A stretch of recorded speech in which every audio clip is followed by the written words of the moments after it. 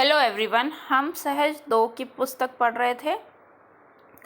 आज उसी सीरीज को कंटिन्यू करेंगे और आगे के चैप्टर को पढ़ेंगे। पार्ट 6, मोनू बछड़ा। मोनू बछड़ा रोज अपनी माँ के साथ घास चरने जाता। उसे पक्षियों की आवाज़ सुनना बहुत पसंद था। वह हमेशा उन आवाज़ों का पीछा करता। एक दिन पक्षियों की आवाज़ का पीछा करते करते वह खो गया। वह वापस जाने का रास्ता भूल चुका था। उसे माँ की याद आने लगी। उसने एक कोयल की आवाज़ सुनी। कोयल ने उससे कहा, तुम मेरी आवाज़ का पीछा करो। मोनू कोयल की आवाज़ का पीछा करने लगा। पीछा करते करते वह अपनी माँ के पास पहुँच गया। बच्चों से अब क्वेश्चन पूछेंगे। मोनू अपनी माँ के साथ क्या चरने जाता था? मोनू को किसकी आवाज़ सुनना पसंद था? मोनू रास्ता कैसे भूल गया? सारे बच्चे इन क्वेश्चंस का आंसर देंगे। आइए नेक्स्ट चैप्टर पढ़ते हैं। पार्ट 7, चीकू और मीकू।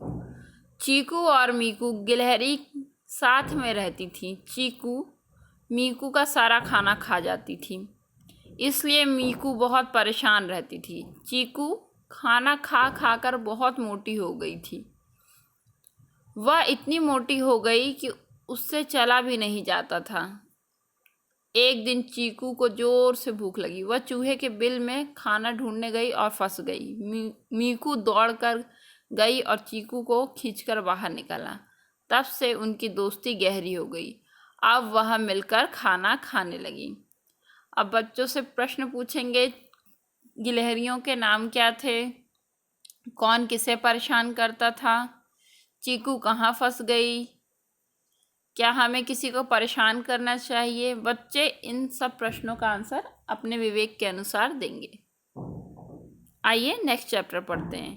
पाठ 8, जादुई बीज। माँ ने राशिद को सेब लेने भेजा। रास्ते में एक लड़का जादुई बीज बेच रहा था।